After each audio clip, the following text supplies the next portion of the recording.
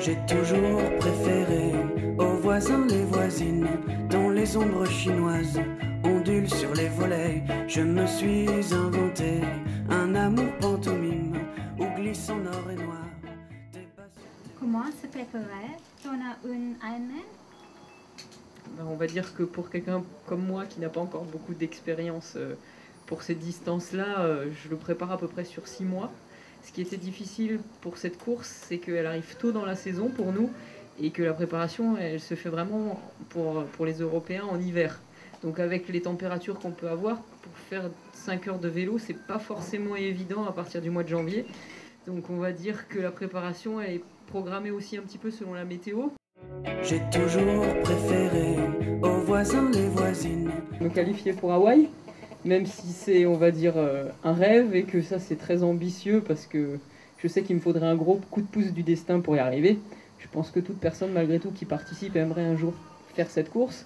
Sinon après évidemment il n'y a pas que le sport dans la vie, donc il y a d'autres rêves professionnels et puis là c'est déjà une bonne chance que nous avons avec Edith de pouvoir participer à des épreuves comme ça tous les deux.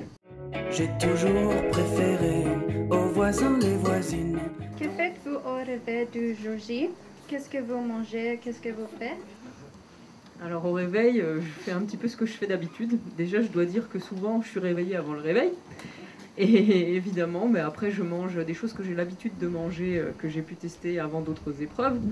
Donc on va dire un gâteau sport. Ici, c'est pas forcément évident de le cuisiner à l'hôtel. Donc ça sera des biscuits que j'ai l'habitude de manger. Et puis ce que je fais, je prépare mes affaires. J'espère ne rien avoir oublié. Et puis c'est le reste de la journée qui est différente des autres. J'ai toujours préféré aux voisins les voisines. Qu'est-ce qui vous motive pendant la compétition? Si je fais ça, c'est plutôt pour voir jusqu'où je peux aller. Je pense que l'Ironman, c'est avant tout une belle aventure. Enfin, pour l'instant, c'est encore comme ça que je le prends. Donc, j'avais un premier chrono de référence l'année dernière. Cette année, j'aimerais toujours préféré. Donc, je me base plutôt sur une progression d'une année en année et je vais essayer de m'accrocher à mes repères de l'an dernier. Bienvenue à l'Alliance française. Je m'appelle Arlène. Et je m'appelle Michelle. Nous sommes étudiantes à l'université Nelson Mandela. Donc aujourd'hui, nous allons poser des questions à monsieur Nicolas Codelet. Bon, c'est un athlète français, pas comme les autres. Donc, alors, pourquoi n'êtes-vous pas un athlète comme les autres? Tout simplement parce que je suis venu en voiture de France. Comment vous est venue l'idée du Drive for Triathlon? J'ai tout quitté, Paris et mon travail, pour aller m'installer en province où j'ai commencé à peindre, puisque maintenant je suis un artiste peintre. Et en fait je suis allé m'installer dans une ville où il y a 400 habitants. Et entre Paris et cette petite ville, il n'y avait pas grand chose à faire, donc je me suis mis au sport. J'ai arrêté de fumer, donc j'ai commencé par courir, ce qui était le plus simple. J'ai fait un peu de natation, je me suis inscrit dans un club qui est très connu à Bergerac, qui est le SNB, qui est le club d'aviron. Et en fait, un des sportifs du club m'a un petit peu amené indirectement au triathlon. Et j'ai entendu parler de l'Ironman. Le projet sera d'aider les enfants dans un pays en particulier. Et combien d'enfants vont bénéficier de ce projet? Alors, pour ce qui concerne Ironman for the Kids, je ne sais pas exactement combien il y a d'enfants qui sont aidés, mais il y en a beaucoup, puisqu'il y a 11 centres répartis dans l'Eastern Cape. J'ai été visiter avant-hier un des centres, le EP Center, Children and Youth Center, dans Port-Elizabeth, et il y avait 104 enfants pris en charge dans ce centre.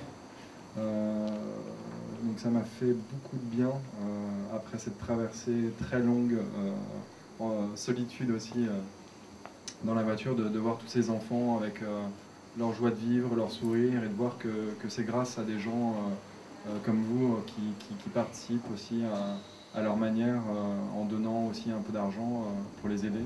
Comment les gens peuvent vous aider pour rendre votre projet encore plus efficace? Je crois que les gens ont été très généreux tout le long de mon voyage. J'ai eu plus d'entreprises et de gens qui m'ont aidé en Afrique qu'en France. Je pense qu'en France, on a tellement de gens qui font des projets différents qu'au final, on paraît ne pas faire quelque chose de très original. Je pensais en France que traverser l'Afrique en BX allait en surprendre plus d'un, mais on se remet à notre place vite fait. En Afrique, les associations ont vraiment, les entreprises et les gens m'ont vraiment beaucoup aidé. Merci et bonne chance pour votre projet, Dark Triathlon, et bonne chance pour l'Ironman. Merci beaucoup.